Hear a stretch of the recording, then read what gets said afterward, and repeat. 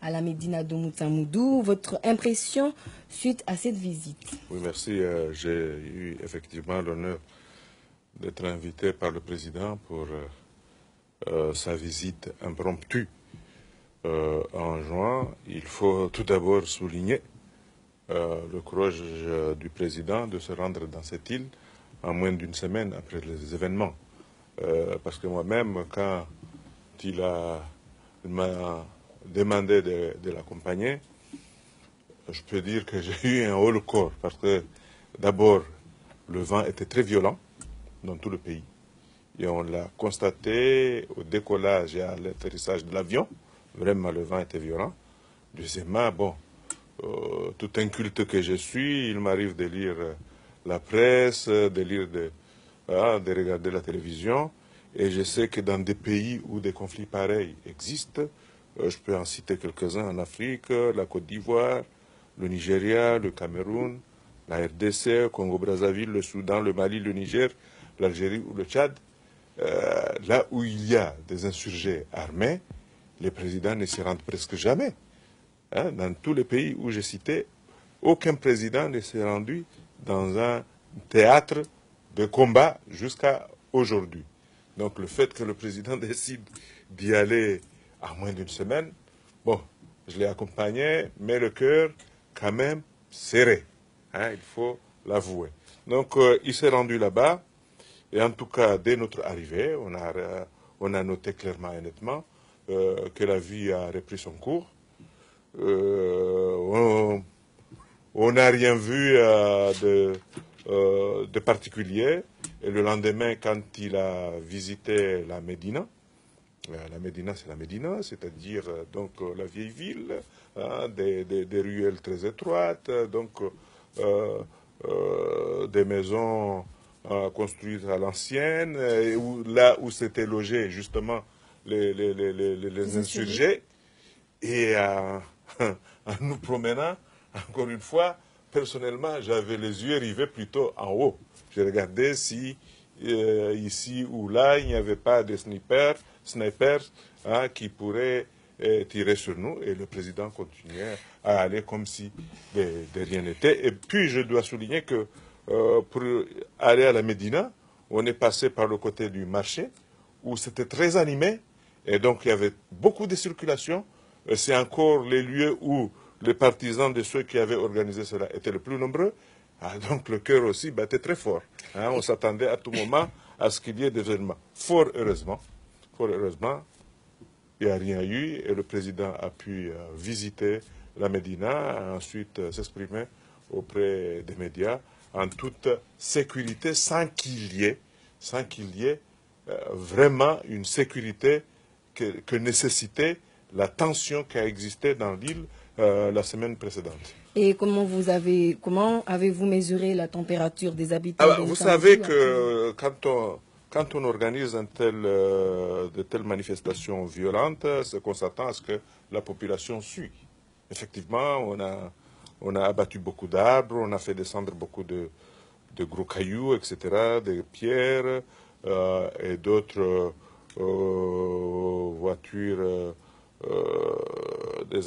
des anciens véhicules vétustes, etc.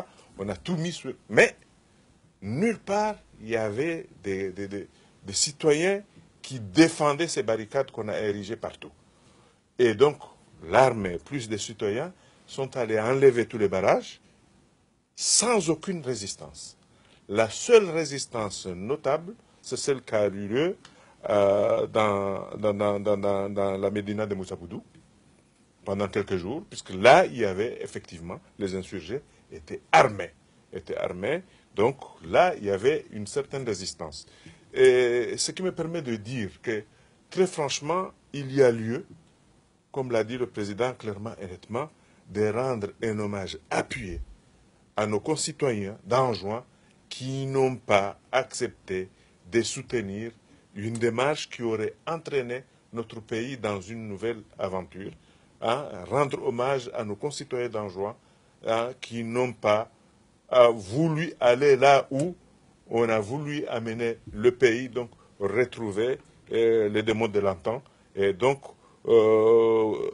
détourner l'attention et la volonté de tous des préoccupations réelles du pays, c'est-à-dire son développement social et économique. Donc là, franchement, il y a lieu de dire clairement et nettement, Azali a résolu en 2001-2002 la question du séparatisme. Là, il vient de confirmer que pour le Comorien, il peut y avoir des oppositions, c'est normal, c'est clair. Mais retour au séparatisme, c'est une page tournée. Moi, je peux le dire que c'est une page tournée en ce qui concerne en juin, puisque ces événements ont démontré clairement et nettement que les oiseaux de mauvais augure n'ont pas eu gain de cause. Il y a toujours des armes Oui, bien sûr. Bien sûr, selon les informations que nous avons eues sur place, c'est que bon, il y avait une trentaine de personnes armées. On a vu aussi des images avec des kalash, il y avait des obus. On avait même miné certains quartiers. On avait miné des quartiers.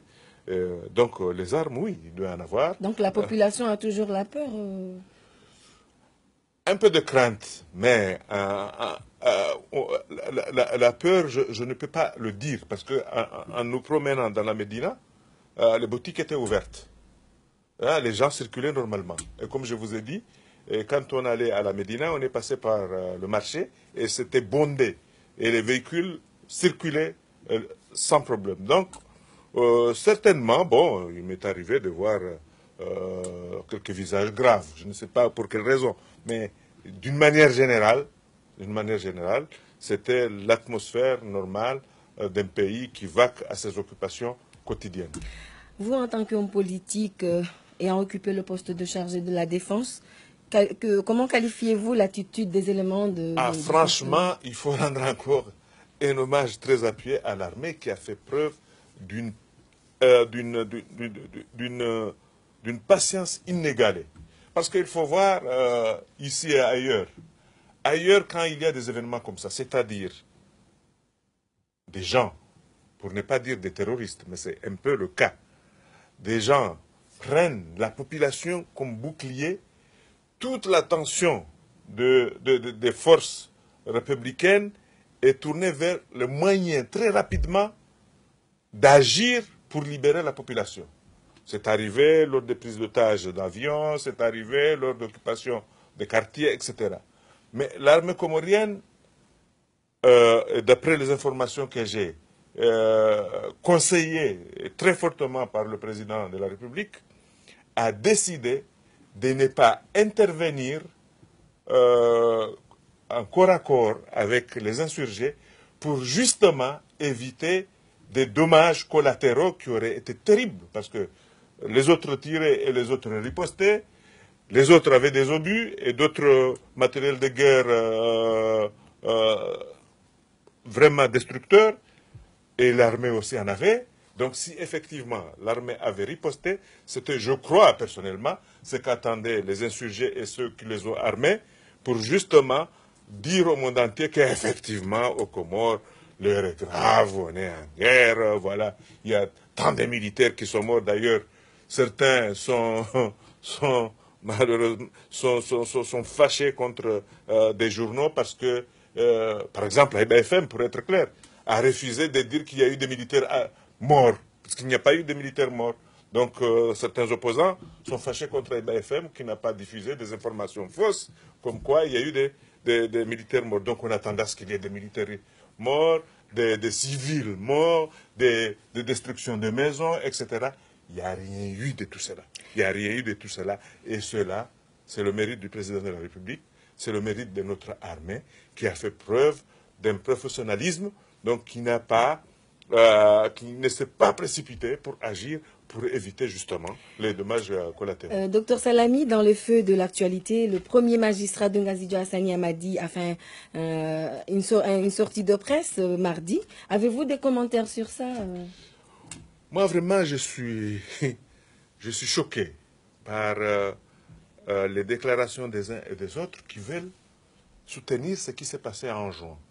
Le docteur Salami lui-même, il a sorti un communiqué pour dire qu'effectivement, il avait appelé à une journée ville morte, mais qui qu'il condamnait l'action armée. Mais le même docteur Salami, il était à l'intérieur de la Médina. Il était à l'intérieur de la Médina. Il a été arrêté dans une clinique, caché dans une clinique. Il a demandé, et à l'ambassade de France à Moroni, et à la préfecture de Mayotte, de s'exiler à Mayotte. Ce sont les autorités françaises qui ont refusé. D'ailleurs, comme vous le savez, les autorités françaises ont arrêté tous les insurgés qui se sont rendus à Mayotte. La gendarmerie les a arrêtés à Mayotte. Donc aujourd'hui, quand il y a des hommes politiques qui soutiennent ces actes des gens armés, c'est vraiment regrettable, hein, parce que vraiment, il faudrait peut-être qu'on en discute un peu plus profondément, parce que c'est soutenir des terroristes, c'est l'acte de terroristes. Moi, je veux dire, clairement et nettement, je vois un plan global, cloisonné, qui a commencé par les clous à Moueli, la tentative d'assassinat du vice-président Moustapha, l'autre tentative d'assassinat ciblé du chef de l'État et de certaines personnalités, et puis l'amputation de la main du gendarme. Ensuite, cette histoire d'insurrection armée. Donc, tous ceux qui soutiennent, moi je me demande s'ils n'ont pas de compte à rendre à la justice comorienne. Tous ceux qui soutiennent ces actions-là. Parce que là, on est en train de soutenir des actes parfaitement qu'on peut qualifier de terroristes. Et c'est dommage. Mais, personnellement, j'espère que les uns et les autres vont se ressaisir parce que, de toute façon, notre pays ne mérite pas cette option. Et je dois ajouter que mes amis, parce que ce sont des amis, on se côtoie tous, du parti Joie doivent se poser beaucoup de questions maintenant. Parce que parmi les insurgés qui sont partis d'abord, ceux qui ont été arrêtés par rapport à l'amputation de la main de gendarme, ceux qui ont été arrêtés par rapport à la tentative d'assassinat du vice-président Moustadran, ceux qui ont été arrêtés à l'insurrection, à la tentative d'insurrection armée en juin, sont tous des militants de Joie. Alors les responsables, les dirigeants de ce parti doivent s'interroger sur leur devenir, parce que tout de même, j'espère que ce n'est pas le modèle Hezbollah qu'ils ont choisi pour le Comore. Et en tout cas, je félicite les forces armées comoriennes d'avoir réussi à endiguer cette tentative de vouloir exporter le Hezbollah dans notre pays. Ces derniers temps, les fake news, semble-t-il, s'intéressent beaucoup sur les événements d'Anjouan de la semaine dernière. Vous réagissez comment par rapport à tout ça? Ils n'ont qu'à voir qui on a arrêté à Anjouan. Est-ce qu'il y a un militant, un ami du colonel Azali? Parce qu'ils disent que tous ceux qui s'opposent au gouvernement Azali se retrouvent soit en prison, soit en résidence surveillée. Non, il y en a beaucoup qui ne sont pas en prison et qui ne sont pas en résidence surveillée. Beaucoup, des milliers. Ceux qui se retrouvent en prison et en résidence surveillée, ils ont tenté de commettre ou ils ont commis des actes contraires à la loi. Et ceux qu'on a arrêtés à Mayotte, par la gendarmerie française, hein? Est-ce qu'il y a des amis du colonel Azali là-bas? Est-ce qu'il y a des amis de la mouvance? Et pourquoi ils ont fui là-bas? Parce qu'ils étaient dans la Médina, ils étaient armés, il y a des photos.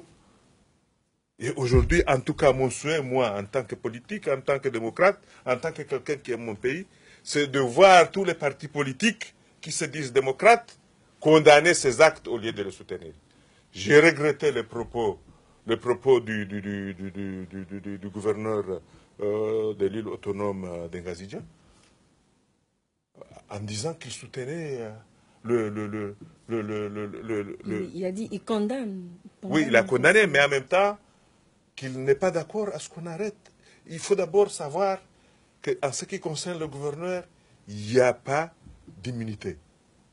Il n'y a pas d'immunité. Mais il s'est rendu. Voilà, mais il l'a dit. Il s'est rendu, il a négocié avec l'ambassade de France, d'abord. Et l'ambassade de France a négocié avec les autorités pour qu'on aille le prendre là où il était, ou certainement, ou probablement.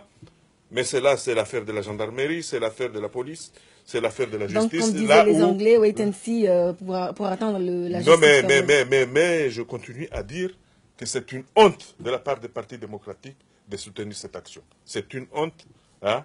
C'est même de la traîtrise par rapport à la patrie.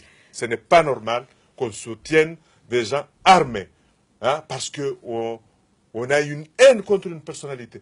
Les hommes politiques doivent critiquer des comportements politiques, mais ne pas développer une haine contre d'autres. Justement, cela ne ramènera pas notre pays vers le développement que nous tous nous souhaitons pour ce pays. Parlons du sujet brûlant de l'actualité, celui relatif à la reprise du dialogue intercommunal. Aujourd'hui, je comprends pourquoi mes amis, je comprends. Hélas.